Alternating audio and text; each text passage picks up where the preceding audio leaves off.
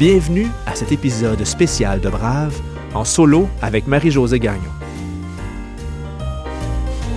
Comment ça marche, le courage? Première partie.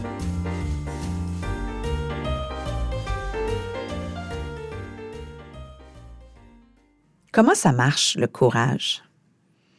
C'est une question qui m'habite depuis que j'ai commencé Brave. Chaque fois qu'une invitée me raconte son histoire, je cherche le fil conducteur. Et à force d'écouter des histoires de courage et en validant avec ma propre histoire, j'ai vu quelque chose émerger. Un pattern, une séquence qui se répète.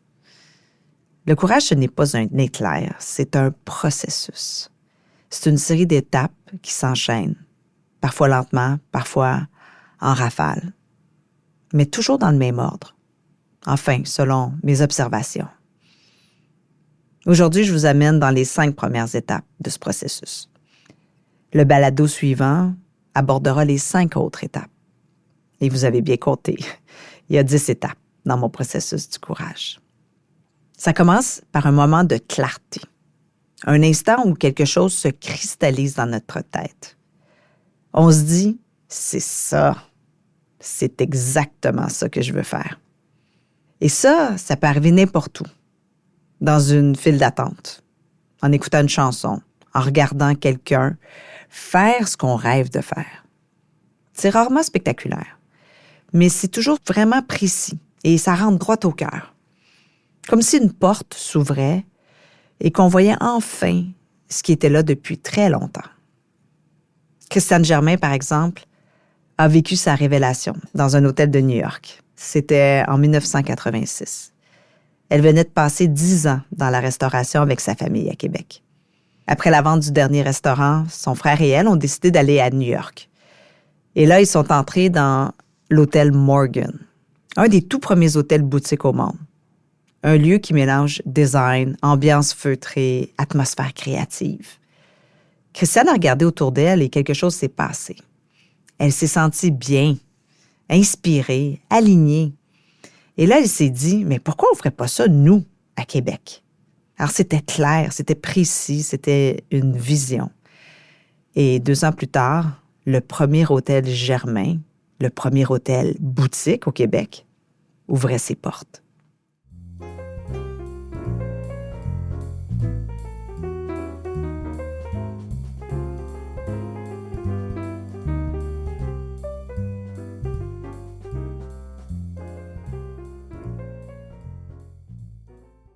Dès qu'on touche à quelque chose qui compte vraiment, comme ce genre de rêve, pas longtemps après, la peur embarque. Elle nous dit « T'es pas prêt, t'es pas prête, tu vas perdre ce que t'as, ça va être trop dur, puis les gens vont te juger. » Karine Martin a vécu ça de plein fouet. Aujourd'hui, elle dirige Mediabiz International et Starlings, des maisons de production et de financement de films. Mais avant, elle était avocate en litige dans le domaine de la construction. Elle avait un beau bureau au centre-ville, un très bon salaire, la voiture payée, la sécurité. Mais elle étouffait. Elle rêvait de cinéma, de création, de liberté. Quand elle a eu envie de tout lâcher pour se lancer dans le film, la peur lui a sauté dessus. Et elle se demandait si elle allait pouvoir payer son loyer, si elle allait réussir, si elle n'était pas en train de faire la plus grosse erreur de sa vie. La peur, c'est normal. En rétrospective, en fait, c'est même un bon signe. Ça veut dire qu'on touche à quelque chose qui compte. Mais la peur ne doit jamais avoir le dernier mot. Alors, qu'est-ce qui se passe après la révélation et la peur? Eh bien, pour continuer d'avancer, on en parle. En fait, on ose en parler à quelqu'un ou à plusieurs personnes. Et c'est là que ça commence à devenir vrai. Parce que tant aussi longtemps que c'est dans notre tête, ça reste pour nous. Mais dès qu'on le dit, ce n'est plus privé et ça nous engage. Mylène Paquette, la première personne à avoir traversé l'Atlantique Nord à la rame en solitaire, elle n'a pas toujours été une aventurière. Avant, elle travaillait comme préposée aux bénéficiaires à l'hôpital Sainte-Justine. Un métier extrêmement noble. mais loin des vagues océaniques. Son rêve de traverser la mer, elle le portait en elle depuis des mois, mais elle n'en avait parlé à personne, sauf à son chum. Jusqu'au soir de ses 30 ans. Elle soupait avec des amis et son chum l'a encouragée à le dire. Et elle l'a fait. D'abord en chuchotant. « Je veux traverser l'Atlantique à la rame. » Ses amis lui ont demandé de répéter. Mais tout de suite, ils l'ont encouragée.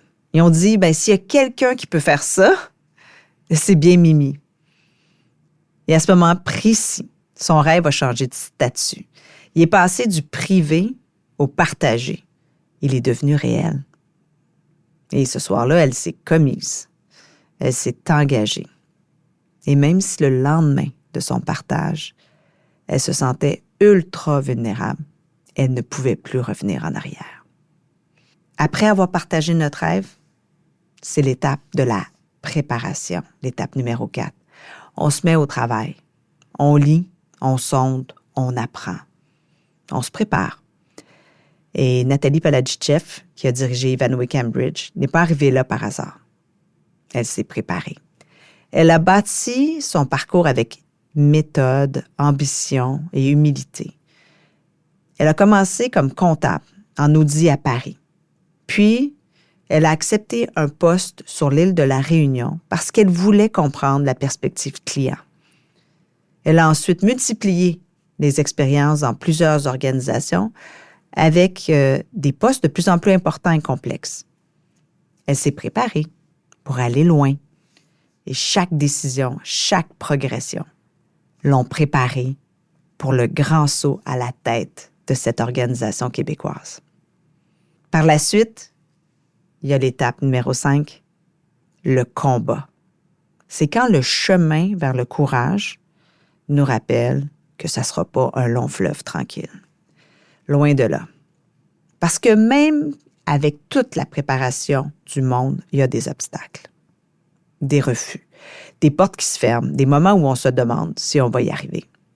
Danielle Henkel a vécu un vrai combat. Quand elle a quitté l'Algérie à 33 ans avec sa famille, elle a laissé derrière elle une carrière brillante en diplomatie. Elle est arrivée au Québec en plein hiver avec presque rien. Et ici, personne ne la connaissait. Personne ne reconnaissait son expérience. Elle a enchaîné les refus, les obstacles administratifs, les humiliations. Elle s'est mise à douter, elle a pleuré, elle a même ragé. Mais elle s'est relevée parce qu'elle a refusé de tomber. Mais elle a dû recommencer au bas de l'échelle. Elle s'est donc battue pendant des années et elle a fini par gagner, lentement et solidement. Le combat, c'est une étape clé du courage parce que quand on réussit à le traverser, il forge quelque chose en nous qui ne se brise plus.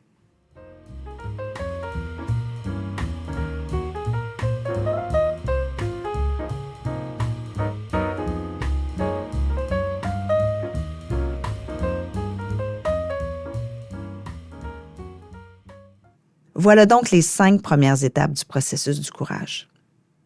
Il y a d'abord la révélation qui nous permet de voir clair. Ensuite, il y a la peur qui nous fait sentir le vertige. Puis le partage, c'est-à-dire quand on dévoile notre rêve, notre idée. Et puis la préparation quand on s'active, quand on est sur notre chemin. Et finalement, le combat, faire face aux obstacles. Et vous? Où est-ce que vous en êtes dans ce processus? Qu'est-ce qui vous travaille en ce moment? Y a-t-il une peur qui vous freine? Puis à qui aimeriez-vous parler de votre idée? Prenez un moment pour y penser. Et aussi, prenez un moment pour partager cet épisode avec quelqu'un qui a besoin de l'entendre pour avancer. On se retrouve très bientôt pour la suite. Parce que le courage, ou le processus du courage, ne s'arrête pas là. Il continue avec d'autres étapes, d'autres défis et heureusement d'autres victoires. Bon courage et à très bientôt.